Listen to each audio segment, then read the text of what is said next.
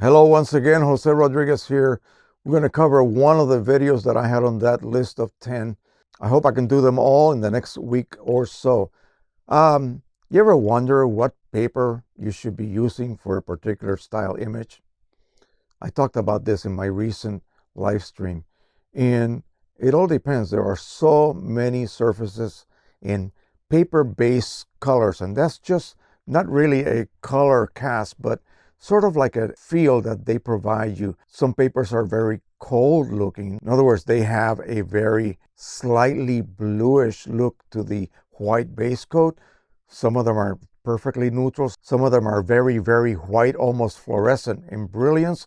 Some of them are duller, but still neutral. Some of them have a warm tone to them. Again, it's so many different variables that you can really overwhelm yourself trying to choose one. On top of that, you have surface styles. On top of that, you have gloss or mild gloss or hardly any gloss or matte. So you see what I mean? If you multiply all these variables, you end up with hundreds of different combinations. And you're going to go nuts trying to choose one. Here's what I suggest that you do. You get your printer, you master the process using just a single type of paper, whatever is easiest for you. For the Canon ProLuster, it's the best there is. Use ProLuster or semi-gloss. Learn how to print on that paper until you could do it blindfolded, okay? You know what it's going to look like when it comes out of the printer. There is not going to be any guesswork because you have nailed down the process. Now, and only now, should you be considering trying other styles of papers. And rather than spend a ton of money buying boxes of many different styles of papers, go to the various manufacturers' sites and order their sample packages. They come usually with 2 sheets of each type of paper that they provide. And you pay a very minimal cost considering what you're getting. And then you download their ICC profiles. Again, remember, they will be made for OEM inks and not third-party inks. So if you're using third-party inks, that's not really going to do you any good. So if you're using OEM, download their profiles and then experiment. Different types of images will require different types of paper. A baby's picture on a very warm light will not be printed very nicely on a metallic paper. That would be great for a shot of a show car at a car show, or an aircraft, a World War II airplane at an air show. That would be more suitable to that.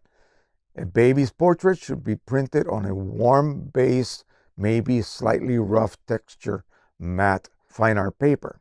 That would be the perfect choice for something like that. If you're on a cruise, coast of Alaska, and you're shooting glaciers crashing into the ocean, you're not going to use that warm texture paper to print it on. You're going to use a more colder looking paper, maybe a glossy, maybe a semi-gloss. Nothing with a texture. That would not really be a good paper for that. If you use a matte paper, you would need a matte paper with a very neutral tone toward bluish tone maybe for the base. So again, don't get overwhelmed. This is very tempting to do. I know, I'm guilty of it. Don't be overwhelmed by trying 10 different types of papers. They all require slightly different settings. You're going to go crazy keeping track, okay? Unless you're a meticulous record keeper, you're going to go nuts trying to keep track of what works with what, okay? So again, just order a couple of sample packs from your favorite providers and then just very calmly experiment to see what it is that you love best. And it's up to you. You're the judge of everything here. It's not going to be because so-and-so says so or that person says this or that. No, you're the man or woman who will make the final decision. Print your images and then lay them out and you pick one.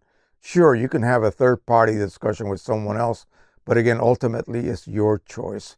That's the one that counts. So once you make those choices, just pick like 2 or 3 and stick to those, really, to make matters as easy as possible. I got a guy who has a Canon Pro-1000. He just uses 2 different papers. That's it for all his work. One is matte and one is glossy. Done. Everything that he prints, he knows what it's going to look like because he has mastered each paper to the point where he can just print and he knows predictively what it's going to look like. So make life simple, right? All right, that is it for now. Again, don't go crazy trying all kinds of different papers.